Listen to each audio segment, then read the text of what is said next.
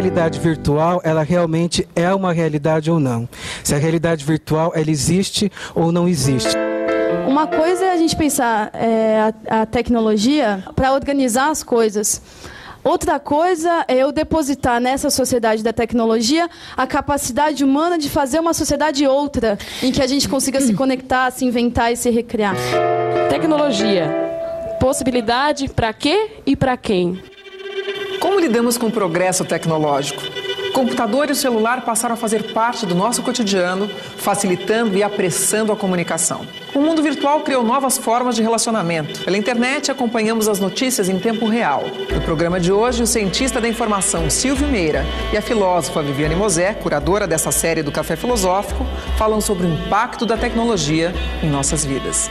Quando a gente fala de tecnologia, para botar contexto aqui, a gente está falando de possibilidade. Tecnologia é a possibilidade de resolver problemas. E eu farei se a possibilidade existir. Mesmo que eu não saiba como funciona, e mesmo que não funcione direito e não seja esteticamente belo ou resolvido que seja. E mesmo que as pessoas não entendam, e mesmo que não seja aceitável para algumas pessoas, ainda assim, se puder ser feito, de alguma forma, a tecnologia fará. A tecnologia não é ciência. A NASA não tem cientistas, a NASA tem engenheiros. Quem faz um foguete é um engenheiro. Cientista é um cara que desenvolve teorias, que tenta entender o mundo, que tenta formalizar ou sistematizar o entendimento do mundo ao nosso redor. Daí a história da procura da verdade. Os engenheiros, os tecnólogos, eles criam possibilidades. Isso é totalmente diferente da verdade. E, em particular, o contexto dessa discussão sobre tecnologia, em particular tecnologia de informação dentro disso, ainda mais, no particular, envolve uma discussão de mais de meio século, que foi iniciada pelo C.P. Snow, que colocou no ar a necessidade das culturas não se separarem. Ele identificava, na época dele, duas culturas. Uma era a cultura da ciência. A ideia de que eu tinha um mundo, a partir da década de 40, na Segunda Guerra Mundial, um mundo cada vez mais científico, onde eu começava a equacionar os problemas ao meu redor e procurar a verdade sobre as coisas de uma forma muito intensa. E do outro lado, nesse mesmo mundo, tinha a arte. E eu generalizaria para a arte e as humanidades. A arte e as humanidades, elas tentam fazer outras duas coisas. Elas tentam entender o mundo, por isso que elas sempre estão andando atrás da ciência, não é? E, em particular, a arte não está atrás de verdade nenhuma, a arte está atrás da beleza. A grande busca que está na arte é da estética. E, estando em busca da estética, eu estou pouco preocupado com a verdade, porque eu crio meus mundos virtuais, ou semi-virtuais, ou irreais, e dentro delas eu me entrego a uma coerência própria, quer vocês gostem, ou eu goste, ou não. Eu acho que a história da informação começa com o DNA mesmo, com o princípio da vida. Quer dizer, a máquina da vida, os mecanismos de geração de corpos vivos estão embutidos dentro de DNA. Isso aqui tem 3,5 bilhões de anos no planeta. Uma história bastante longa. A segunda coisa relevante que acontece nessa história de informação no planeta são cérebros. Né? Nós somos completamente diferentes de minhocas, por exemplo, porque temos cérebros. Pelo menos a maioria de nós. Ou quase a nossa totalidade nessa sala e na audiência desse programa, mas certamente a gente não pode dizer isso da vasta maioria dos seres humanos, talvez. Então, cérebros são processadores de informação extremamente sofisticados, 100 bilhões de neurônios a serviço de captar informação, processar e produzir significados. Cérebros são máquinas de produzir significados, né? A terceira coisa importante nessa história da informação são ferramentas. Porque você começa a entender o mundo ao seu redor, usando essa máquina de entendimento e produção de significados, que é o cérebro, e imediatamente depois eu quero estender as possibilidades do meu corpo. As primeiras ferramentas foram encontradas em Gona, na Etiópia, há 2,5 milhões de anos atrás. São ferramentas de pedra básicas para aumentar a capacidade das unhas cortarem ou de abater um animal à distância, quer dizer, aumentar o tamanho do meu braço, basicamente. Se a gente fizer um corte de 2,5 milhões de anos atrás e sair procurando coisas, não acontece muita coisa relevante na história da informação. Mas há 5.000 anos atrás a gente sistematiza a escrita, a gente sistematiza as formas de escrever. A gente cria isso aqui e começa a escrever em pedra, em mármore, papel. Isso aqui podia ser de ferro, podia ser auxiliado por um martelo, mas essa ferramenta daqui, junto com essa outra que eu estou usando aqui, tem 5.000 anos do ponto de vista conceitual. E há 50 anos atrás, a gente começa a construir um tipo particular de texto chamado software, que tem a peculiaridade de poder ser executado em computadores e criar mundos virtuais. Então, quando eu uso o banco na internet, eu estou usando um banco virtual construído por software que simula o banco real para onde eu ia quando eu ia ao banco. Não é? Quando eu compro uma passagem na internet e faço meu check-in, eu estou usando, do ponto de vista virtual, construído por software, todos os processos e mecanismos concretos, físicos, que envolviam pessoas, envolviam transações humanas, que eu usava na década de 70. Só que agora tudo virtual e feito em software. Para a gente existir, tem DNA, nós somos cérebros, nós criamos ferramentas há milhões de anos, nós escrevemos coisas há milhares de anos, e há 50 anos atrás, e nós fazemos software. Isso leva tempo para chegar na sociedade, leva tempo para penetrar em todos os lugares, leva tempo para se tornar pervasivo. Mas o fato é que a maioria dessas coisas está aí, desapercebida, algumas há milhões de anos, algumas há décadas. E nós estamos começando a notar software, por exemplo, na sociedade de uma maneira intensa agora. O mundo virtual, segundo Pierre Levy, é construído através de 3 abstrações básicas. A primeira, e talvez a mais poderosa de todas, é a linguagem. A linguagem, ela abstrai o presente, não é? Formigas só têm presente. Geneticamente, elas olham para o futuro estocando coisas. Mas elas só têm presente. Formigas não fazem planos nem contam histórias. Pela via da linguagem, que é uma tecnologia desenvolvida por nós, humanos, na sua forma mais sofisticada no planeta, nós nos tornamos capazes de contar histórias e fazer planos. Isso faz uma mega diferença. A gente pode falar sobre o aquecimento global daqui a 200 anos e fazer um planejamento todinho de como é que a gente não vai chegar lá. Não é? A segunda virtualização é a virtualização das técnicas. As técnicas virtualizam ações. Então aqui está o fundamento da tecnologia. A noção do projeto de uma roda é uma virtualização do movimento, da noção ou da ação de movimento. Então quando eu projeto uma roda, construo uma roda e boto ela num carro, ou uso como uma polia para puxar coisas e assim por diante, o que eu estou fazendo é virtualizar ações que estão no universo ao meu redor. E, finalmente, os contratos abstraem ou virtualizam a violência. Quando a gente escreve contratos sociais, contratos entre pessoas e empresas, a gente faz isso para a gente evitar sair no tapa quando a gente tiver alguma dúvida. Não é? Então, eu chamo meu advogado, você chama o seu, a gente não precisa brigar. Tá certo? Esse debate aqui, por exemplo, tem um contrato que fiz antes com a Viviane, garantindo que a gente não vai sair na porrada. Neste mundo virtual, a gente faz algumas coisas que a gente podia chamar das grandes buscas. O que a gente está fazendo hoje? E desde que a gente começou a entender, ou tentar entender o mundo ao nosso redor. Por falta de nome melhor, eu usei os nomes em inglês, mas eles são facilmente inteligíveis. As 3 grandes buscas da humanidade podem ser sintetizadas de maneira muito simples como o entendimento do landscape, o entendimento do mundo físico ao nosso redor. Isso é o mundo dos planetas, do sistema solar, das coisas, dos átomos, do CERN na Europa, criar um acelerador de partículas que obrigou as pessoas a fazer uma discussão de será que esse negócio não pode acabar o mundo, né? Então, quando a gente chega nos limites do entendimento do landscape, aparecem as perguntas do fim do mundo. Hoje em dia, a gente está discutindo, inclusive no Supremo, a gente discutiu um dia desse, o bodyscape. Como é que a vida funciona? O que é que ela é exatamente? Quando é que ela começa? Como é que ela acaba? Se ela pode ser acabada a propósito ou não? Se eu deixo as pessoas acabarem com a própria vida?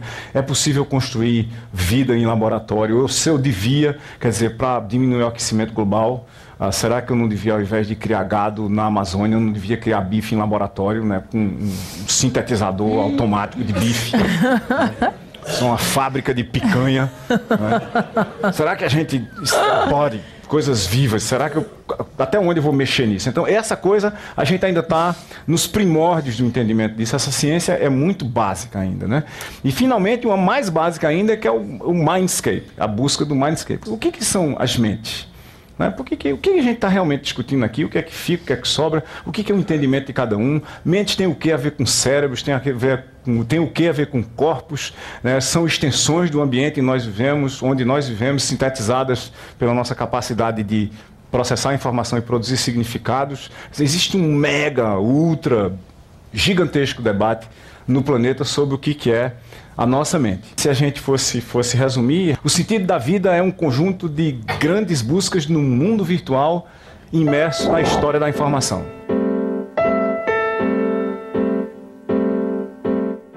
Desde os primeiros computadores na década de 40 até a recente popularização da internet, a informática veio ganhando espaço e se integrando ao nosso cotidiano. Pouco a pouco, máquinas tornaram-se extensões do nosso corpo, como meio de comunicação, fonte de informação, instrumento de trabalho, diversão. A informática mudou os nossos hábitos. Mas será que mudou também a nossa maneira de ver o mundo? Se a gente está vivendo na era da informação, o que é informática, né? Informática são as tecnologias que a gente usa para tratar a informação, tratamento de informação em todas as suas formas, desde a captura até a terminação, passando por processamento, distribuição, apresentação, seja lá o que for. E isso é uma coisa que tem um impacto gigantesco nas nossas vidas e precisa de um pouquinho mais de contexto. Para colocar esse contexto no nosso cenário, eu vou falar sobre as gerações da informática, que é uma coisa que a maioria de nós aqui, a maioria de todo mundo no planeta, viveu nas últimas décadas. Tem uma explicação trivial para a geração dos computadores, por exemplo, que engenheiros como eu costumam dar. Que é o seguinte, os primeiros computadores eram a válvula, a primeira geração, né? A segunda geração era transistor. A terceira geração era circuito integrado. Aí alguém pergunta para você exatamente o que é um circuito integrado. Aí você fica sem ter uma boa resposta para dar para uma pessoa que não precisa entender de eletrônica para saber o que é um computador. Então, para sair completamente do pensamento cartesiano dos engenheiros, eu criei uma sucessão de significados sociais para gerações de informática, usando 3 referenciais e perspectivas diferentes. E um deles é muito simples da gente perceber, existe nas nossas vidas no dia a dia, é usar o balcão como referencial para entender 3 possíveis gerações da informática. A primeira geração dos computadores, se a gente olhar o balcão como referencial, tinha os computadores antes do balcão. Você ia no banco, quando não tinha o caixa com o computador, você preenchia um formulário, ele tinha uma listagem, todo mundo fazia uma transação virtual ali, todo em cima de papel, ia dinheiro para lá, vinha dinheiro para cá, e você acreditava que tudo que ele botou no papel, depois ia botar no computador para produzir uma nova listagem. Então você falava com um cara que falava com um cara que usava o computador. Então o computador não estava em cima do balcão. Essa é a primeira geração, estava antes. A segunda geração dos computadores, da informática, está aí até hoje. Você vai no supermercado, tem uma pessoa lá que pega as coisas na esteira, olha onde é que está o código de barra, mostra para um scanner a laser, faz pip, aí ela passa para lá, pip. Isso é o tipo da profissão que vai ser substituída por informática pura, né? Então vocês podem sair por aí, onde é que tem informática no balcão? Todo lugar que tem informática, um cara operando e não me deixam usar, né? E depois você vai para a informática depois do balcão. Aí eu boto um laptop na minha casa, a internet vai para não sei para onde, tem o caixa automático que você vai lá e você faz o papel de caixa, opera, tira seu dinheiro, deposita, faz tudo. Então essa informática depois do balcão. Essas 3... antes, no e depois do balcão, usam o balcão e, consequentemente, as empresas como referencial. A segunda forma de explicar, e que é complementar a primeira, né, é usar você, eu, nós, como referencial. Isso envolve ter informática com você. Esse laptop anda comigo. Os nossos celulares andam conosco. Eles não estão só depois do balcão. Eles são uma espécie de uma segunda natureza, né?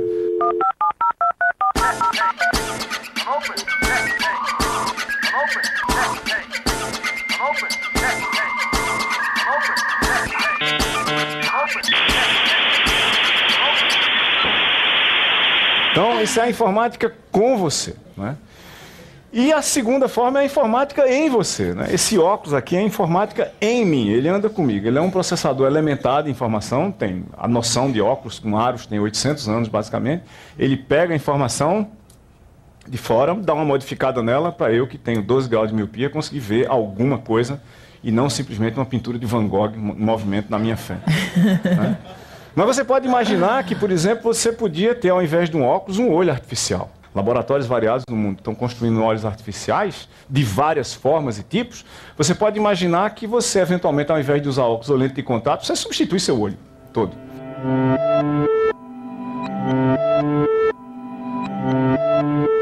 Então isso vira informática em você. Então, isso é um dos limites possíveis de informática em você. E o terceiro referencial são as coisas, né? As coisas estão sendo, como todos nós estamos vendo, informatizadas. Então, quando você olha uma lata de ervilha no supermercado, ela tem um código de barra, aquilo é um pedacinho muito irrelevante, insignificante, elementar de informática para as coisas. Em particular ali, colado numa coisa, impresso numa coisa. E, finalmente, as coisas podem ser informática elas próprias. Robôs, por exemplo. Pequenos processadores distribuídos por aí. Sistemas autônomos de fazer qualquer coisa. Aspiradores de pó que andam sozinhos por dentro da casa procurando sujeira. Cachorros robô, né? Todas essas coisas que a gente está construindo aí, porque como é possível fazer, nós estamos fazendo. E isso funciona em rede. Todas essas coisas. Elas mudam completamente, informática muda completamente o sentido quando você conecta. Então tem uma coisa de informação parada, solta no ar, desconectada das outras, tem um X de valor. Quando você conecta, ela muda completamente o próprio nexo e significado dela, porque ela passa a existir em rede. Ela passa a ser parte de uma articulação muito maior. Tanto que nós todos, e eu tenho observado esse comportamento em todas as classes sociais, tanto do ponto de vista de renda como de educação, você chega na frente de um computador e ele não está conectado à internet, ele não vale nada. Zero absoluto. Você não tem o que fazer com um computador que não está conectado à internet. Mais. Em breve isso acontece com um celular. E essa noção de rede é ainda mais poderosa porque é uma só rede, e é a internet. É uma rede que conecta todas as redes. Na realidade, o nome internet, ele próprio, quer dizer entre redes. Interredes. Uma rede que conecta todas as redes, os networks, para criar um ambiente único. E esse mundo fica todo conectado. E começa a se conectar de verdade agora. Nós temos, pela última pesquisa divulgada, cerca de 40 milhões de brasileiros na internet, dos quais 20 milhões usam a internet de casa. Tem algum tipo de acesso à internet em casa, discado, banda larga, quer dizer, tecnologias que estão começando a se tornar mais ou menos padrão. Só que essa ideia, que é boa e velha, como muitas outras de tecnologia, ela leva muito tempo a ser implementada apropriadamente, no preço que cabe no bolso de todo mundo e com um grau de entendimento que pode ser transformado numa tecnologia social, que todo mundo, de uma forma ou de outra, sabe usar em algum grau de competência. Os princípios da internet completam esse ano, daí talvez até a importância da gente estar aqui falando isso hoje, 40 anos. E tem 5 princípios elementares. Primeiro, as tecnologias da internet vão estar em todo lugar. A rede, as bases tecnológicas delas vão acontecer em todo canto no planeta Terra. O acesso à rede será permanente, porque a rede estará sempre ligada. Qualquer um vai poder se conectar à rede a partir de qualquer lugar, com qualquer dispositivo e a qualquer hora. E, finalmente, a rede será invisível. Significa que ela vai ser mais ou menos transparente, que a gente vai conseguir usá-la sem ter que ligar para um call center. Coisa que a gente não consegue fazer hoje. Ou seja, 40 anos depois, a rede cai, você liga para um call center, aí a pessoa diz, o senhor tem certeza que o seu computador está ligado? Tem alguma coisa errada quando essa pergunta é feita de volta do call center para a gente. Não é? Para resumir, em todo lugar, de acesso permanente, sempre ligado a qualquer lugar, dispositivo e tempo, e invisível. Esta rede deu certo por causa de uma coisa extremamente trivial. Na realidade, a maioria das tecnologias que dá certo por razões extremamente simples. Ela é um mecanismo de comunicação barato, fácil, rápido e amplo entre seres humanos. Não são as máquinas que estão conversando. A gente vai lá, bota o dedo no negócio e acontece alguma coisa. Eu pego um chat qualquer e eu falo com outras pessoas do outro lado. Não com o cara do correio que pega a minha mensagem, intermedia, põe numa fita, sela no envelope, põe num pombo e ele vai para não sei para onde. Né? E mais ainda, essa coisa é feita com um conjunto de protocolos, um conjunto de serviços da internet. Ele existe de uma forma chamada best effort, melhor esforço. Eu não garanto nada. Não é? Nós todos, a audiência inteira, está acostumado a fazer o seguinte, você clica no negócio e não funciona. E o que a gente faz? A gente clica de novo. Isso é melhor esforço. Você clicar, aí alguém diz, clica de novo que funciona. Aí você clica e funciona mesmo. A grande ideia da internet é que ela é imperfeita. É imperfeita. Ninguém estava à busca da perfeição de alguma coisa. Não é fazer a última máquina ou o último sistema de processamento de informação. É fazer um sistema que a gente chama no modo beta. Não é? Um esforço beta. Existe uma noção, se vocês entrarem na maioria dos sites da internet que há por aí hoje, você vai ver lá, está escrito tal coisa, beta em cima. E significa que não está pronto. Tem sites que eu estou usando que estão em modo beta há 5, 6 anos. Eles nunca vão estar prontos. E essa é a grande ideia. Quer dizer, não venha exigir coisas que eu não posso entregar garantidamente. Ou seja, se e quando funcionar, é espetacular. Caso contrário, é só uma possibilidade. Os protocolos da internet, o mecanismo de construção, o conceito, desenhos, projetos, entendem fundamentalmente que tecnologia é o domínio da possibilidade. As coisas funcionarão se tudo correr bem. A internet criou novas formas de relacionamento. Mas essas relações virtuais aproximam ou distanciam as pessoas? Pela internet também podemos acessar uma biblioteca de dados que parece infinita. Depois da internet, como ficou nossa relação com o conhecimento?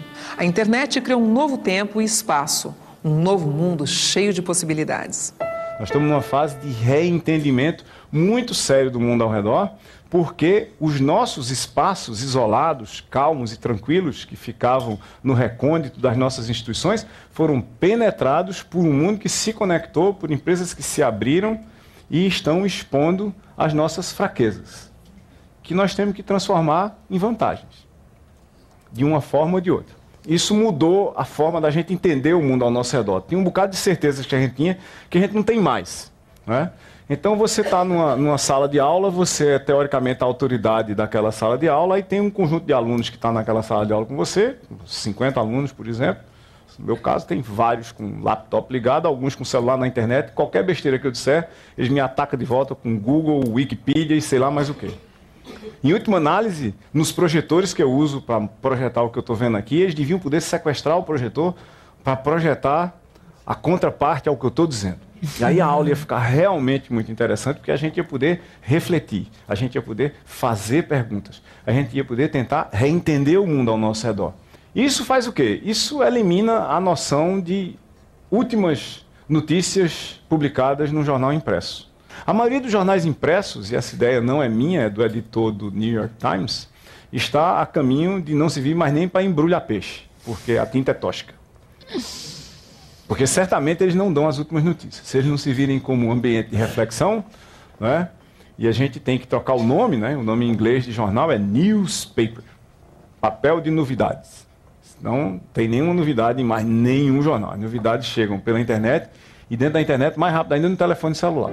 Machado de Assis já discutia essa evolução dos veículos de informação em meados de 1800, quando o jornal ainda era uma novidade. O jornal matará o livro ou o livro absorverá o jornal?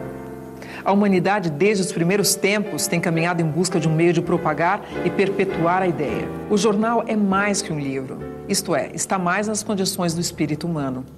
A humanidade, em busca de uma forma mais conforme aos seus instintos, descobriu o jornal. Parece clara a possibilidade de aniquilamento do livro em face do jornal. Mas estará bem definida a superioridade do jornal? O espírito humano olha sempre de face um sol que o atrai e para o qual ele caminha sem cessar. E agora? O que a gente faz? A gente está de mudança para o que a gente podia chamar dos modos de produção em rede. Os modos de produção habilitados pela rede. Onde a minha empresa, o meu negócio, a minha escola, os meus valores estão necessariamente conectados por uma tecnologia que é mera possibilidade. A gente não discutiu se a rede é boa ou má. Se ela é bela ou não, se a interface do site é isso ou aquilo. Não, ela existe. Ela é um fato. É como uma caneta. Dado que existe uma caneta, tem Nietzsche para escrever, escreveu com canetas, e tem alguns dos mais abjetos escritores que cada um de nós conhece. Pô, deviam ter proibido a caneta por causa desse cara. Né? Muitos países, a China é o mais notório deles, por ser o maior, tem mecanismos de filtragem de internet. Eu estabeleço que sites eu vou deixar passar pelas minhas fronteiras eletrônicas. O Brasil, felizmente, não é um desses países. A gente pode ver qualquer site, de qualquer tipo, em qualquer lugar do mundo. O governo brasileiro nunca pensou em ter, e não tem no momento, nenhuma ingerência sobre o que nós podemos fazer com a internet. Mas em muitos países essa ingerência existe. E aí o que é que você faz? Você reprograma a rede. Com um pouquinho de aplicação e dedicação tecnológica, é possível você redesenhar a rede ao seu redor e passar ao redor do governo. Esse conhecimento sempre em movimento significa também que o modo de produção do conhecimento propriamente dito está mudando. Ele está se redesenhando. Michael Gibbons, há algum tempo atrás, ele fez um estudo, muita gente participou, dizendo o seguinte: a gente tem dois modos de produção de conhecimento. O modo clássico, que a gente podia chamar de newtoniano, ele chamou de modo 1, que é onde o conhecimento existe no contexto acadêmico, com barreiras disciplinares, com mecanismos hierárquicos de validação interna. É bom se o meu professor achar que é bom e assim por diante. No modo 2, que é o modo de produção em rede, o contexto da aplicação define o conhecimento, ou a necessidade do conhecimento. A multidisciplinaridade é a regra, assim como a heterogeneidade de percepções, a qualidade e a relevância definidas e delimitadas externamente, organizações ad hoc, estruturas planas, como parte do processo de criação e disseminação do conhecimento, responsabilidade dada externamente a esse processo e com usuários, clientes, definindo os interesses e a agenda. Isso é o que faz com que uma parte significativa dos alunos das universidades hoje ache muito mais interessante estudar na internet do que assistir seus professores repetindo os livros na sala de aula. É que hoje, numa rede que estabelecemos de comunicação na internet, não tem princípio e fim. Não tem uma cabeça, não tem uma origem, não tem um fim. Não tem o trilho por onde aquilo vai existir. Os trilhos são constituídos na medida em que vão se fazendo. Quando a gente tem uma criança desse 1 ano que eu falei, que entrou nesse modelo racional, ela obviamente vai pensar por causalidade. Mas quando uma criança, aos 4, 5 anos de idade, já se conecta com várias pessoas ao mesmo tempo, e em tempos variados, né, que a mudança do tempo também é impressionante. Como é que eu posso estar falando com alguém do Japão agora, se esse horário ainda não chegou no Japão? Então essa mudança de espaço e de tempo, essa mudança do atual e do virtual, isso trouxe para o nosso pensamento, para a constituição do nosso pensamento, mudanças impressionantes. Impressionantes. Nós estamos passando de uma subjetividade linear para uma subjetividade complexa. E isto é um presente que a humanidade está recebendo e que eu espero que ela tenha condição de dar conta disso. Esse regime do conhecimento em contexto, just in time, na hora que eu preciso, é um modo de execução imperfeita do desconhecido. Isso é uma frase de Kevin Kelly, um escritor que foi editor da Wired. E o Kelly diz o seguinte: nós estamos numa época de uma evolução tão rápida, instrumentada por uma tecnologia que ela própria evolui tão rapidamente, que você não tem tempo para aperfeiçoar ou melhorar alguma coisa que você já estava fazendo. E daí a história do modo beta. O modo beta vem diretamente dessa frase de Kelly. Eu vou tentar fazer o mais rapidamente possível alguma coisa para ser criticado pelo contexto ao meu redor, de uma forma quase schumpeteriana, que destrói e constrói o que eu estou fazendo ao mesmo tempo. Ao fazer, eu habilito todo mundo a discutir o que eu estou fazendo e reconstruir comigo. A maior parte das redes sociais que teve sucesso dependeu dessa capacidade criativa, destrutiva, de uma forma quase vital para o seu processo de evolução, crescimento e sobrevivência. O termo wiki é usado na internet para nomear sistemas que permitem a criação coletiva de conteúdo. O exemplo mais conhecido de wiki é a Wikipédia, uma enciclopédia virtual grátis e livre para ser editada por qualquer pessoa. Criada em 2001, tem hoje cerca de 13 milhões de artigos escritos por voluntários do mundo todo. Pesquisas demonstram que a porcentagem de erros da Wikipédia é comparável à de enciclopédias tradicionais. A Wikipédia é um modelo do potencial de participação colaborativa na internet. Isso tem que ser feito em regime de colaboração. A rede conecta pessoas e não máquinas. Para colaborar, a gente precisa ser de várias formas solitário. A gente precisa ter conceitos nossos próprios. A gente precisa ter uma certa identidade, uma capacidade una de dizer, olha, eu acho isso. Eu posso até estar errado, mas está aqui alguma interface informacional minha com o mundo. Eu tenho que ter um conjunto de capacidades de pegar o que eu acho e fazer. E eu tenho que ter conexões com um certo conjunto de pessoas, de agentes, de instituições alheios a mim. As minhas conexões só me serão úteis ou me serão tão mais úteis quanto mais conceito e capacidade eu tenha individualmente. Conceito e capacidade individual é uma espécie de solidão para esse efeito particular. Mas no topo disso eu tenho que ter curiosidade, eu tenho que olhar o mundo ao redor como uma coisa que eu posso entender, que eu posso modificar, com o qual eu posso interagir, que tem pessoas nas quais eu posso confiar. Não dá para colaborar se a gente não confia. Então esse mundo novo envolve coisas do tipo você ter amigos que você nunca viu. Porque você tem conceitos e capacidades que conecta com curiosidade e confianças, que criam um ambiente de colaboração para fazer coisas que você talvez não tenha pensado. Então, no fundo, esse mundo da solidão ele é muito mais conectado do que a maioria dos mundos reais, de carne e osso, da maioria das pessoas. A maioria das pessoas tem uma visão muito contrária, que é a tecnologia vai nos fazer perder a humanidade. A tecnologia vai nos fazer distantes, frios, egoístas, né? Ou isolados uns dos outros, porque cada um vai ficar no seu computador. Primeiro ponto sobre isso que eu queria falar com vocês. Qual o problema de ficar isolado? Por que temos que estar nessas cidades entupidas de pessoas o tempo inteiro? Essa aglomeração que a gente vive nos tira uma das características fundamentais para mim e para o Nietzsche, meu amigo íntimo, que é a solidão.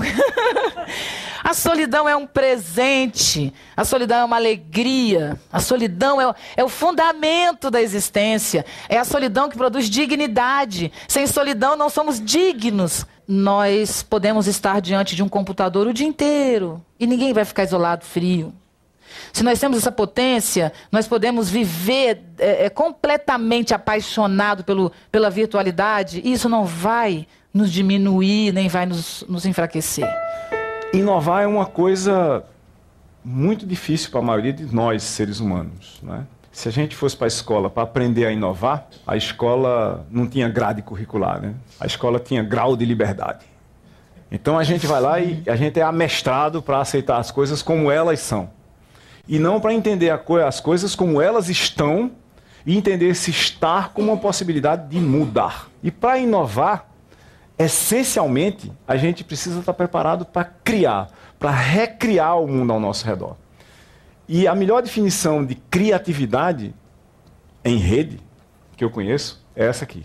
Criar ou ter criatividade é ser capaz de combinar e reorganizar informação e conceitos para criar novos entendimentos e sistemas conceituais. Ora, mas isso devia ser inato aos seres humanos, porque, afinal de contas, cérebros são sistemas de processamento de informação e criação de significados. A coisa mais estranha é como é que a gente perdeu isso na construção das sociedades, das culturas e, em boa parte, devido ao processo educacional. Isso hoje, obviamente, é feito em rede e em modo beta, porque a rede é uma rede de melhor esforço, porque os sistemas que estão na rede não estão prontos.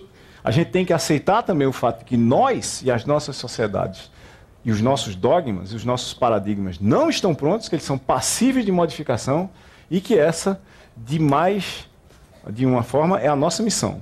E a gente podia dizer que, à medida que a gente informatiza a sociedade inteira, tudo é software. Tudo passa a estar em modo beta e ser passível de novas significações, entendimentos e sínteses.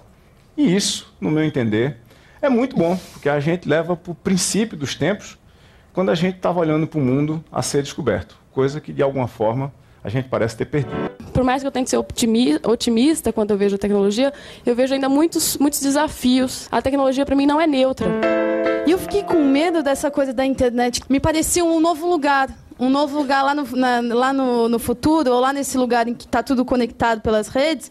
Esse lugar vai ser bacana, nesse lugar a gente vai ser feliz, nesse lugar eu vou poder dar risada. A gente morre de medo de tudo que é novo. Então a primeira reação é dizer que tudo é um horror.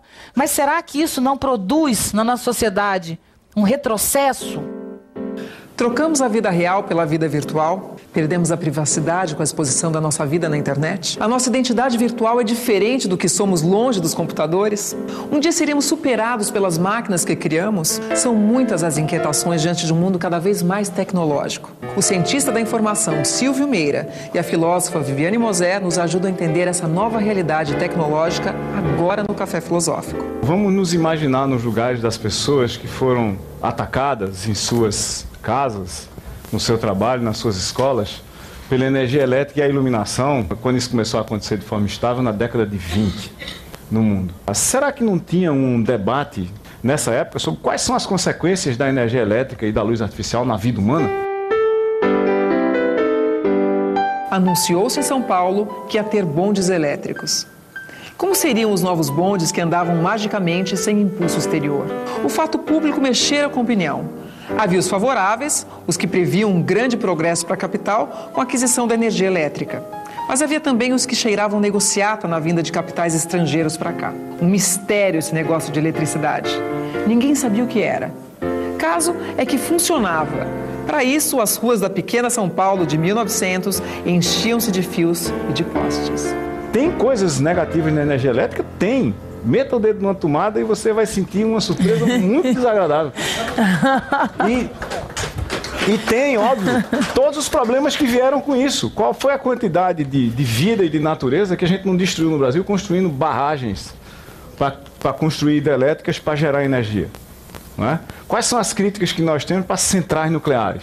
Tudo isso que a gente está falando aqui tem problemas. O nosso maior problema hoje, olhando para uma tecnologia tão importante quanto o conjunto de tecnologia de informação para a sociedade, como eletricidade e iluminação foram há 100 anos atrás, há 100 anos exatos quase atrás, essa coisa começou realmente a pegar.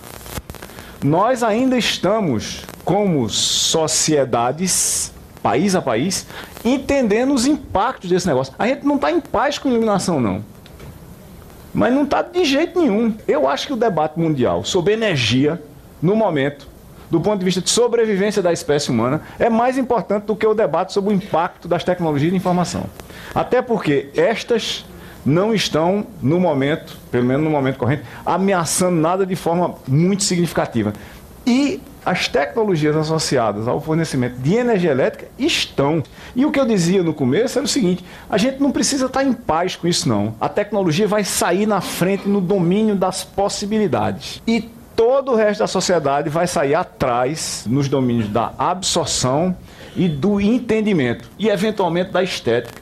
Isso foi assim para todas as tecnologias e vai continuar sendo assim para todas as tecnologias.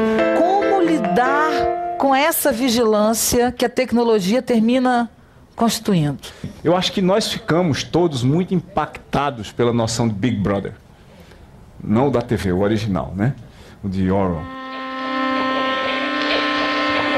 Não havia jeito de determinar se, num dado momento, o cidadão estava sendo vigiado ou não. Impossível saber com que frequência ou periodicidade a polícia do pensamento ligava para a casa deste ou daquele indivíduo. Era concebível, mesmo que observasse todo mundo ao mesmo tempo. Tinha-se que viver, e vivia-se por hábito, transformado em instinto, na suposição de que cada som era ouvido e que cada movimento examinado, salvo quando feito no escuro. Vai ter alguém que está supervisionando, que tem um interesse profundo em absolutamente tudo que a gente está fazendo. Não necessariamente, não tem porque ninguém a por trás maioria das disso. coisas que a gente está fazendo é absolutamente irrelevante. Não é? Então eu passo 3, 4 dias navegando na rede. Agora vamos imaginar que num desses dias específicos eu digo, bom, eu vou roubar um banco. Recentemente um delegado da Polícia Federal, muito corretamente por sinal, disse que daqui a alguns anos a maioria dos crimes será cometido através da internet, porque os ladrões acham mais seguro. Veja só, né? O Sindicato dos Ladrões está se organizando para não correr risco. Você sair com o revólver na mão, você pode levar um tiro, afinal de contas. Então, eu estou aqui e aí eu vou entrar no computador e digo, bom, agora vamos tirar um dinheiro da conta da Viviane. Aí alguém tem que se preocupar com isso, não tem não? E isso vale para todas as outras coisas. Se você pensar na quantidade de dinheiro que é desviado hoje, por exemplo, num país como o Brasil, do setor público, por falta de vigilância, exatamente. Imagine que você informatizasse e botasse em rede todos os projetos do setor público. Imagine se você fizesse o seguinte, que você expusesse de uma forma absolutamente radical toda a informação que deveria ser de domínio público, que na realidade é de domínio público, mas que por falta de ferramentas de acesso a essa informação, eu não consigo chegar lá. Se você for no portal da transparência, isso é uma coisa brasileira, é um dos melhores do mundo no momento. Você pode descobrir lá quantos reais foram repassados pelo governo para a instituição tal. Você pode, para que projetos foram repassados, você pode fazer isso. Mas isso acontece post-mortem, depois que foi. Então eu descubro alguma coisa depois que o erro já aconteceu, eu tenho que literalmente correr atrás do prejuízo. Mas imagine que a gente começasse a fazer isso em tempo real. Eu digo, ó, eu estou interessado nas instituições XYZ. Pingou dinheiro para esses caras e é dinheiro público que eu quero saber. Chega no meu celular, pim, 200 mil reais. Vai fazer o quê? Vão dar uma festa. Aí eu não fui convidado. Pô, eu sou contra. Ou então, que festa é essa de 200 pau? Por que é que esse negócio está acontecendo? Então, eu acho que, primeiro, há informação que tem que ser necessariamente pública. Não exatamente onde é que eu estou indo. Tá certo? Mas se houver uma quantidade razoável dentro da lei, que nós próprios escrevemos, lembre-se, tem um contrato social que rege o que é que nós estamos fazendo aqui. Se houver indícios suficientes para um procurador requisitar um juiz e ele dar autorização para alguém me seguir, eu acho que isso deve ser feito. Eu não estou propondo, nem eu acho que ninguém em tecnologia está propondo, uma utopia tecnológica que resolve todas as coisas. Esse espaço não existe. Nós estamos há muito tempo num contínuo tecnológico. E eu localizo o ponto de partida desse contínuo há milhões de anos atrás, não há dezenas de anos atrás. E eu sou dos que acham que não existe nenhuma contraposição ou incoerência entre humanidade e tecnologia. Eu já deixei claro que, na minha opinião, todas as coisas das quais eu falei aqui, eu obviamente concordo, a humanidade ela é técnica por excelência. Ela é técnica por excelência. Desde o princípio do que a gente entende por humanidade, nós estamos criando técnicas. Uma após a outra. Tudo que está ao nosso redor é tecnologia. De calçar, de vestir, de falar. O nosso maior problema não tem nada a ver com tecnologia, com absolutamente nada que eu crio como instrumento para fazer coisas. Tem a ver com o tempo que eu perco fazendo nada. Quando você olha para trás, você diz, rapaz, como é que eu perdi 2 anos com isso? Ou como é que eu fiquei 10 anos com aquela pessoa? Como é que eu não percebi isso? Quer dizer, o tempo, até por causa desse gap que a gente tem, né? Tem nascimento, morte, no meio tem tempo. A gente gasta um tempo imenso se preocupando com coisa que não tem nada a ver. A coisa mais inapropriada que tem na vida humana, para mim, é o tempo que as pessoas, eu inclusive, perdemos com coisas absolutamente irrelevantes. Não existe uma posição natural entre nós e tecnologia. Existe sim uma diferença no espaço-tempo de nós entendermos sociedade como um todo e pessoalmente nos apropriarmos dessa tecnologia e fazer o que a gente chama do melhor uso dela. Nós nunca faremos uso ótimo de nada, nem das nossas vidas.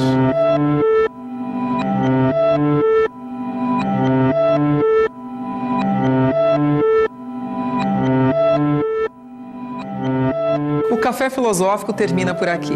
Para assistir às palestras na íntegra e participar das transmissões ao vivo, acesse o site cpflcultura.com.br.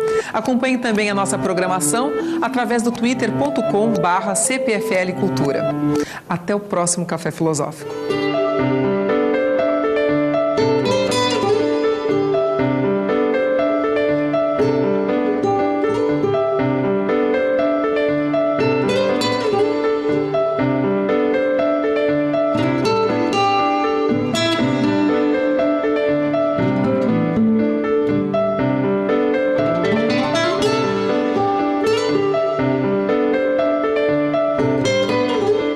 Logo mais 5h10 da manhã, maneiras diferentes de aprender e educar com o novo telecurso.